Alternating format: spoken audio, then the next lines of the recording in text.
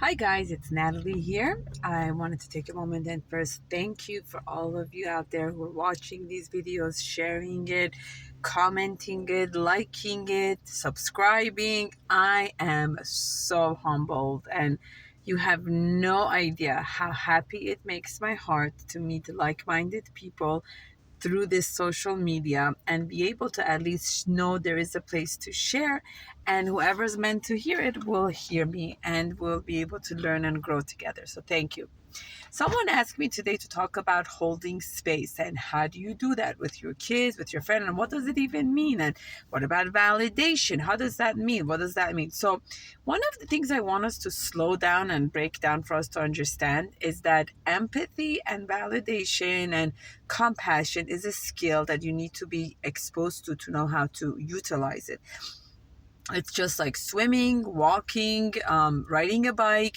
We have the abilities, but we need to have access to it to utilize it. We have the abilities within us, but somehow someone needs to show it to us so that we can utilize it, especially early in childhood. So empathy is the foundation of all of that. And people think empathy is having two parents that didn't get a divorce, that have lived together and raised you, and you are proud that my parents never got a divorce. That's not empathy. Empathy is the emotional component of being able to put myself aside and truly take in what's happening to you without getting defensive, without getting loud, without becoming critical, without minimizing. It's a lot of work. The concept of ahavta larecha kamocha, to love your fellow, your neighbor as yourself. But what if I don't even know how to love myself? How am I going to love you? So if you did not have this growing up and you lived a life of a survival mode and went through complex trauma and had parents that had their challenges, war, immigration, anti-Semitism, tension, even though they did not get divorced, you still could have been impacted by this. So it's not just because your parents were divorced, you were negatively impacted. That's a false assumption. You grow in a place where love, compassion, affection, attention, appreciation are there. And if it was in there, it has impacted you. So holding space and compassion and empathy, it's all the foundation of it is empathy. Being able to put me on hold and hear you out. Put me on hold and listen to what you have to say without personalizing it. And then once you're able to do that for yourself and then you're able to offer it to other people, then the next level is compassion and validation. So the step number one is when a person comes and says to you, I really don't like how you did that. You are so mean to me, right? There's two ways usually how this works. You are so mean to me. First one, defensiveness. No, I'm not. Yes, you are. No, I'm not. Yes, you are, right? But a person who's had a good state of mind and knows where they are, the second part would be, oh, really?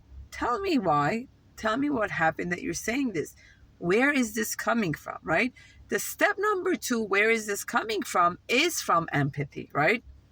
So you either go into defensiveness or empathy. So if you have more of a complex trauma, more traumatic childhood, difficulty being heard, seen, and listened to, you are more likely to react from defensiveness. The minute anyone points out anything negative about you, you react, you become defensive, you go into protection mode, and your nervous system gets activated. But if you come from a solid, stable place, then you're able to hear people out and say, tell me about that. Where is this coming from? I had no idea. And you hear them out, right? You just say, tell me more. Tell me about that.